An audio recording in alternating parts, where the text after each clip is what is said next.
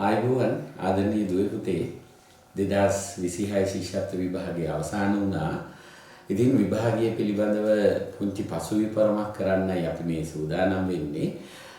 මොකද විභාගයේ අවසානයේදී අපි රාත්‍රී කාලයේ ප්‍රවෘත්ති වලින් ඊට පස්සේ සමාජ මාධ්‍ය වලින් දැක්කා ළමයි ඉස්කෝලේ ඉඳලා විභාගෙ ලියලා ඇවිල්ලා බොහොම ප්‍රීතියෙන් බොහොම සතුටින් තාමත්ම ලේසි ප්‍රශ්න පත්‍රයක් මේක දෙකේ පන්තියේ ළමයින්ට ලියන්න පුළුවන් ප්‍රශ්න පත්‍රයක් ආදී වශයෙන් විවිධ කරුණු කාරණා කියනවා අපිට ඇහුණා දැක්කා අපි.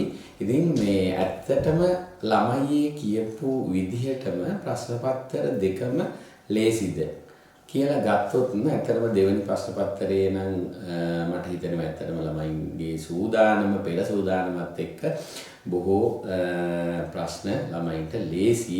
ඉතින් දෙවෙනි ප්‍රශ්න පත්‍රයේ ළමයි බලාපොරොත්තු ආකාරයෙන්ම සරලව ප්‍රශ්න යොමු කරලා තිබුණා. ළමයි සාර්ථකව පිළිතුරු ලිව්වා.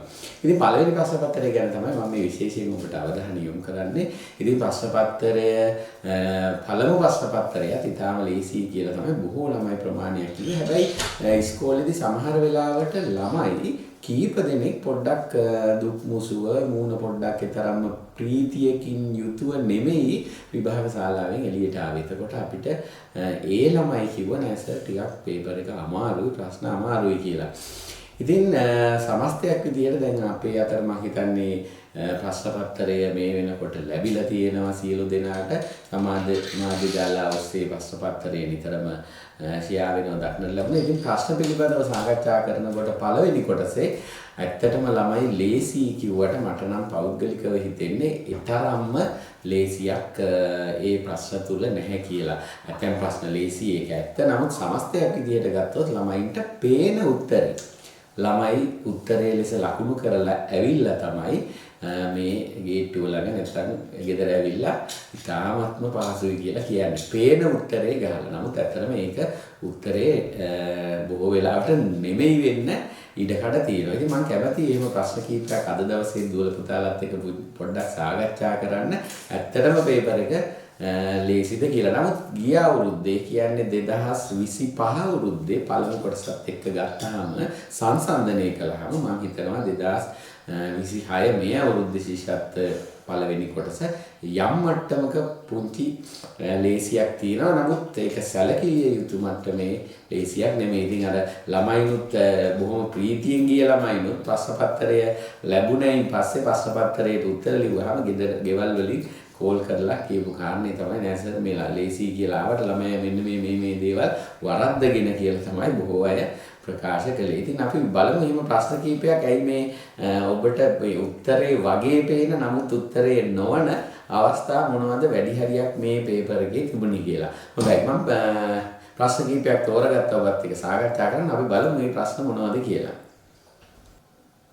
හොඳයි අපි බලමු මෙන්න මේ ප්‍රශ්නය බැලුවාම ඉතාම සරල කාරණයක් තියෙන්නේ. මේක කියනවා සෑම ශීර්ෂයකටම එක් තිතක් තිබෙන පරිදි මෙම සටහනේ තිත්‍යාකර ඇඳිය හැකි සමචතුරස්‍ර ගණන කීයද කියලා. දැන් ළමයින්ට බැලුමට ළමයා මෙන්න මෙහෙම සමචතුරස්‍රයක් ළමයින්ට පේනවා. මේ මම අදින්නේ ඒ සමචතුරස්‍රය. කොටු 3ක් දිග කොටු 3ක් පළල මෙන්න සමචතුරස්‍රයක්. ඊට පස්සේ නැවතත් පැහැදිලිවම මෙන්න මේ සමචතුරස්‍රයත් ළමයින්ට පෙනෙන සමචතුරස්‍රයක් කිසිදු ගැටලුවක් නැහැ. ඉතින් ළමයි හිතනවා හරි මෙන්න සමචතුරස්‍ර දෙකයි කියලා. බොහෝ ළමයි අංක 2 තමයි මේකට පිළිතුරු ලෙස ලකුණු කරලා තිබුණේ. ඇත්තටම බැලුවාම පුතේ මේ කොටු සටහන දෙස බැලුවාම මෙන්න මෙතන මෙන්න මේ අවස්ථාව මේ බලන්න මෙන්න මෙහෙම ඕන්න මෙන්න මේ හරස් අතට කියන්නේ පෙරලලා තියෙන ආකාරයටත් සමචතුරස්‍රයක් දැක ගැනීමට හැකියාව ලැබෙනවා. එහෙනම් මේකේ පිළිතුර අංක 2. නමුත් අංක 1 තමයි බොහෝ ළමයි මේකේ උත්තරය ලෙස ලකුණු කරලා තියෙන්නේ. හොඳයි මම ඊළඟට අවධානය යොමු කරන්නේ 20 වෙනි ප්‍රශ්නය පිළිබඳව. මේ බලන්න 20 වෙනි ප්‍රශ්නයත් ඉතාම ආසන්න ලෙස ළමයින්ට වරදිනවා. ඒ තමයි මේ පළවෙනි අවස්ථාවේ කියන කාරණය තමයි පාසල් යාමට පටන් ගැනීම කියලා ඒ. නමුත් ඊට කලින් D තමයි මුලට එන්නේ තමාට වඩා අවුරුදු 2ක් බාල සහෝදරියගේ උපත. එතකොට ඔයාට වයස අවුරුදු 2යි. මේක අහන්නේ මේ සිදුවීම් නිවැරදිව පෙළගස්වන්නයි තියෙන්නේ. ඔන්න ඔයාට අවුරුදු 2යි D මුලට එනකොට ඊට පස්සේ ඒ තමයි නිවැරදි වෙන්නේ. ඔන්න ඔයා අවුරුදු 5ක් වුණාම පාසල් යන්න පටන් ගන්නවා. ඊට පස්සේ තවත් අවුරුදු 5ක් ඉස්කෝලේ ගියාම මෙන්න C තමයි නිවැරදි උත්තරේ. ශිෂ්‍යත්ව විභාගයේ සමත්ව වෙනත් පාසලකට යනවා. එතකොට ඔයා 6 ශ්‍රේණියේදී. ඊළඟ දෙක තමයි ඔන්න වරදින්නේ. මොකද ඊළඟ දෙකට අදාළ උත්තර දෙකක් 2 සහ 3 උත්තරවල තියෙනවා. දැන් බලන්න 11 වෙනි ශ්‍රේණියේදී ජාතික මට්ටමේ විභාගයට පෙනී ඉන්නවා. ඒ කියන්නේ ඔබ සාමාන්‍ය පෙළ ලියනවා. සාමාන්‍ය පෙළ ලියනකොට ඔබට වයස කීයද කියන එකයි දැන් මෙතන අදාළ වෙන්නේ. ඊළඟට වයස අවුරුදු 13ේදී පාසල් කනිෂ්ඨ වොලිබෝල් කණ්ඩායමට ඇතුළත් වීම. අවුරුදු 13 එන්න ඕන O level ලියන්න කලින්. O level ලියනකොට අවුරුදු 13 පැනලා. එහෙනම් දැන් අපි C වෙනකන් කතා කරා ශිෂ්‍යත්ව විභාගයට මුහුණ දීලා සමත් වෙලා වෙනත් පාසලකට යනවා. ඊළඟට නිවැරදි වෙන්නේ වයස අවුරුදු 13ේදී. ඒ කියන්නේ B තමයි ඊළඟට නිවැරදි වෙන්නේ. අන්තිමට තමයි 11 වෙනි ශ්‍රේණියේදී ජාතික මට්ටමේ විභාගයට වෙන්නේ. ඉතින් ළමයි මෙතන 13 දැකලා මෙතන 11 දැකපු ගමන් ওই දෙක මාරු කරගෙන තුන්වෙනි උත්තරේ ලකුණු කරලා තියෙනවා සමහර අය. නමුත් නිවැරදි වෙන්නේ එතකොට මේකේ අංක 2 උත්තරය තමයි. හොඳයි මම කැමතියි මේ 22 වෙනි ප්‍රශ්නය පිළිබඳව අපේ දූල පුතාලාගේ අවධානය යොමු කරන්න. ඕලිමක මුල කෙළවරේ සිට 10 වෙනි යන අය අග කෙළවරේ ඉඳලා 10 වෙනියක් ක්‍රිෂ්ණාය මේ දෙදෙනා අතර තිදෙනෙක් සිටිද. දැන් කියනකොට තේරෙන්නේ මේ පැත්තේ ඉඳන් 10යි මේ පැත්තේ ඉඳන් 10යි 10යි 20යි මැද ඉන්නවලු පොලිමේ 3 දෙනෙක් මේ දෙන්න අතර ඉන්නවා 3 දෙනෙක්. එතකොට 23යි. නමුත් මේ ගාන කියනවා පොලිමේ 23 දෙනෙක් නෙමෙයිලු ඉන්නේ. එහෙනම් මොකක්ද අහනවා මේ කාරණාව පොලිමේ කී දෙනෙක් ඉන්නවද අහනවා. එතකොට මේ කියන්නේ මෙන්න මෙහෙම කතාවක්. ඒ තමයි මුල ඉඳන් ගත්තාම කොහොමද මේ දෙදෙනා අතර ඉන්නවනේ 3 දෙනෙක්. ඔන්න මේ දෙදෙනා අතර ඉන්න 3 දෙනා තමයි මම මුලින් ඇඳලා තියෙන්නේ. ඊට පස්සේ මුල කෙළවරේ ඉඳලා 10 වෙනිය නයන. මෙහි ඉඳලා 10ක් ගණන් කරාම මෙන්න මෙහා තමයි නයන. මම මේ S2 තියන්නේ නයනට. ඔන්න මම නයන කියලා මේකේ ලකුණු කරගන්න. නයන මේ ඉන්නේ නයන. එතකොට මේ එහා පැත්තේ ඉඳන් ක්‍රිෂ්ණාව අඳිනවා මම මෙන්න මේ පැත්තෙන්. එතකොට මෙහි ඉඳන් ගණන් කරගෙන ආවම තමයි මේ ඉන්නේ ක්‍රිෂ්ණා. එයා 10 වෙනියා වෙන්නේ. හරිද? එතකොට ඊට පස්සේ අපි බලමු දැන් මොකක්ද වෙලා තියෙන්නේ කියලා. දැන් මෙයා 10 වෙනියා වෙන්නේ මේ පැත්තේ ඉඳලා ගණන් කරා. එතකොට දැනට ඉන්නවා 1 2 3 4 හතරක් ඉන්නවා. එතකොට මෙයාත් එක්ක 10යි. එතකොට 1 2 3 4 5යි මෙහෙට ඉන්නවා 5 දෙනෙක්. ඒ වගේමයි එනවා මේ පැත්තට. මේ පැත්තට 5 දෙනෙක් ඉන්නවා. මෙහි ඉඳන් ගණන් කරාම ක්‍රිෂ්ණ 10 වෙනි. එතකොට 5යි 6යි 7යි 8යි 9යි 10යි. අන්න 10යි ක්‍රිෂ්ණ උනේ. එතකොට දැන් එතකොට ඔක්කොම කී දෙනෙක් ඉන්නවද? 5යි 10යි.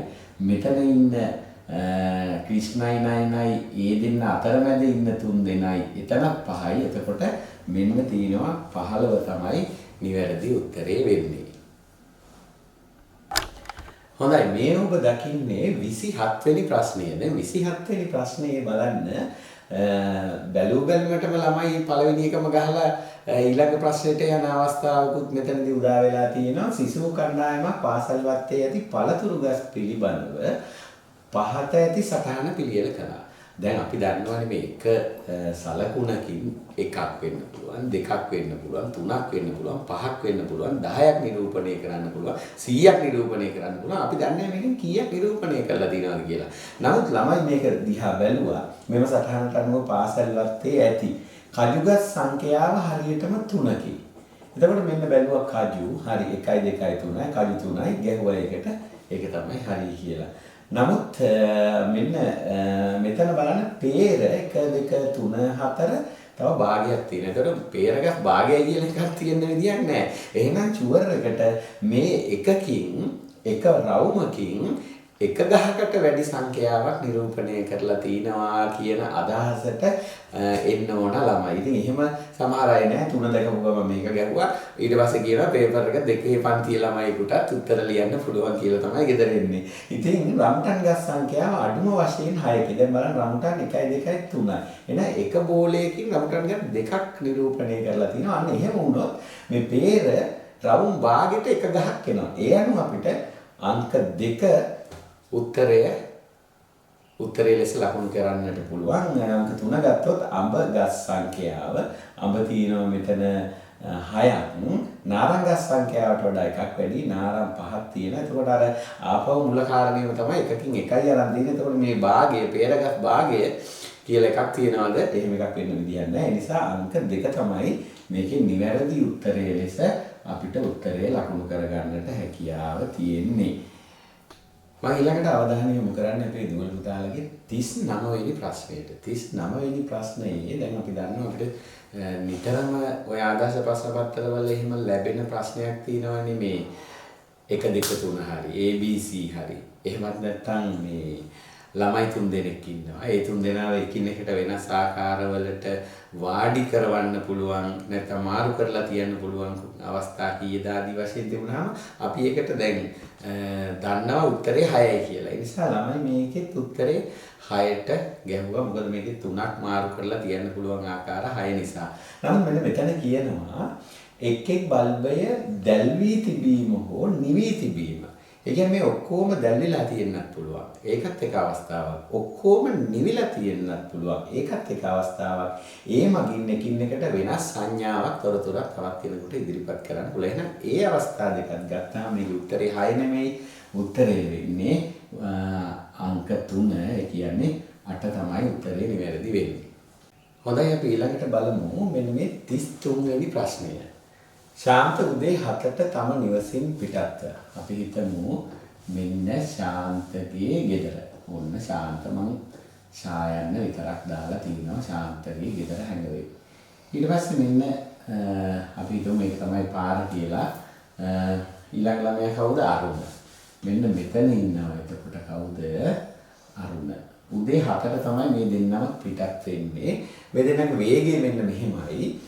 අරුණ උදේ 7ට තව නිවසින් පිටත්ව ඒකාකාර වේගයකින් ශාන්තගේ නිවසට. මෙයා එනවා ඒකාකාර වේගයකින් එකම වේගයකින් එනවා ශාන්තගේ නිවසට. එතකොට ශාන්තත් මොකද කරන්නේ? ශාන්තත් යනවා අරුණගේ නිවසට ඒකාකාර වේගයකින්. දෙදෙනාම ගමන් කළේ එකම මාර්ගයක.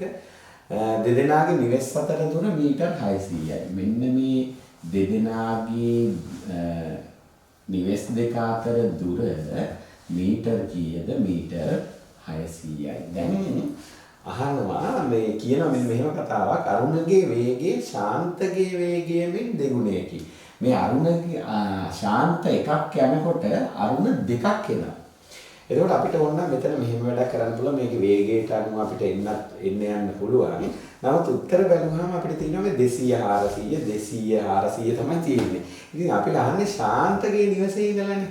අපි හිතනවා ශාන්තගේ නිවසේ ඉඳලා 200ක් දුරට ගියොත් මොකද වෙන්නේ කියලා. මෙන්න අපි හිතනවා දැන් මේකේ මැදනේ 300. එතකොට අපි හිතනවා මෙන්න 200ක් ගියා කියලා. ඔන්න ශාන්තගේ නිවසෙන් මීටර් 200ක් දුරට ශාන්ත ගියා. දැන් අරුණගේ වේගය මෙයා වගේ දෙගුණයි. එතකොට මෙයා 200ක් යනකොට මෙයා 400ක් එනවා. එතකොට 200යි 400යි 600 සම්පූර්ණයි. එහෙනම් ඇත්තටම මෙන්න මෙතනදී මේ දෙන්න පළවෙනි වටේ මුණ ගැහෙනවා. මෙන්න මේම එනකොට මෙයාගේ වේගයට වඩා මෙයා දෙගුණයි. මෙයා 200ක් යනකොට මෙයා 400ක් යනවා. එහෙනම් 200දී ශාන්තගේ ගෙදර ඉඳලා 200දී හම්බ වෙනවා. එහෙනම් ශාන්තගේ ගෙදර ඉඳලා 200ක් තියෙනවා. පළවෙනි උත්තරේ තියෙනවා. දෙවෙනි උත්තරේ තියෙනවා. තුන්වෙනි උත්තරේ අපිට සලකා හරින්න පුළුවන්. දැන් අපි බලමු එකෙන් සහ දෙකෙන් කොයි එකද හරි කියලා. ඊළඟට හරි. මේ වේගෙන් මෙහෙමම යනවා. ගියාම දැන් ශාන්තට තියෙනවා ගමන සම්පූර්ණ කරන්න තව කොච්චර දුරක්ද? තව තියෙනවා 200ක් ආපු නිසා තව 400ක් තියෙනවා. එතකොට මේ 400 ශාන්ත ගමන් කරනවා. ඔන්න බලන්න. ශාන්ත ගමන් කරනකොට අරුණ ඒ වගේ දෙගුණයක් නිසා එයා 800ක් යන්න ඕන. බලමු 800ක් වෙන්නේ කොතනද කියලා. දැන් 400ක් ඇවිල්ලා ඉන්නේ. ගමන සම්පූර්ණ වෙන්න මෙතනට තව 200ක් යන්න ඕන. හරි, තව 200ක් මෙතනට ගියා. ඊට පස්සේ මේ 600ක් මෙතනට ගියා. අන්න 200යි 600යි තමයි 800 වෙන්නේ. අයි මෙයා 400ක් යනකොට මෙයා 800ක් යනවා. 800ක් යන්නේ මෙහෙට 200යි මෙහෙට 600යි සම්පූර්ණ දුර. ආපහු මෙන්න මෙතනදී තමයි දෙන්න නැවත හම්බ වෙන්නේ. අයි මෙයා 400ක් යනකොට මෙයා 200යි 600යි 800ක් ගිහිල්ලා දෙගුණයක වේගයක්. එහෙනම් පිළිතුර නිවැරදි වෙන්නේ ශාන්තගේ ගෙදර ඉඳලා එතකොට මේ දුර සම්පූර්ණ 600යි නැවත 600 දී තමයි ආපහු හම්බ වෙන්නේ. එහෙනම් 200 සහ 600 කියන තුන්වෙනි උත්තරේ තමයි උත්තරේ නිවැරදි වෙන්නේ. දැන් බලන්න මේ 28 වෙනි ප්‍රශ්නය හරිම ලේසි ප්‍රශ්නයක්.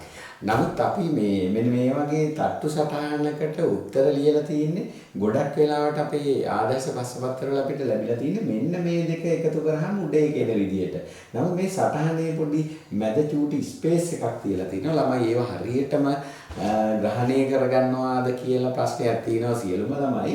එතකොට සමහර ළමයි හිතුවා මොකක්ද දැන් මේ බලමු කියන කාරණේ මම යොමු කරන්නම්. හිස් කොටුවට 2 සිට 6 තෙක් ඉලක්කම්. මේ හිස් කොටුවට යෙදෙන්නේ 2 ඉඳලා 6 වෙනකම් ඉලක්කම්. එතකොට එක ඉලක්කමක් දාන්න පුළුවන් එකපාරක් විතරයි. ඕනෑම කොටසක ඇති ඉලක්කම් වල එකතුව 15යි. එතකොට ළමයි මේක දැකපු ගමන් හිතුවා එකතුව 15 ඉන්නේ මෙන්න මේ දෙක. මේක දැන් මේ දෙක නම් හරි මේක එක සෙට් එකක් නේ. එතකොට මේ දෙක එකතු කරාම මෙන්න මේ 9 එනවා කියලා. එතකොට 9 1යි 10යි 10යි ඊට පස්සේ මේ ළමයි හිතුවේ මෙන්න මේකට 5 තමයි මෙතනට එන්නේ කියලායි. 5යි 1යි 6යි 9යි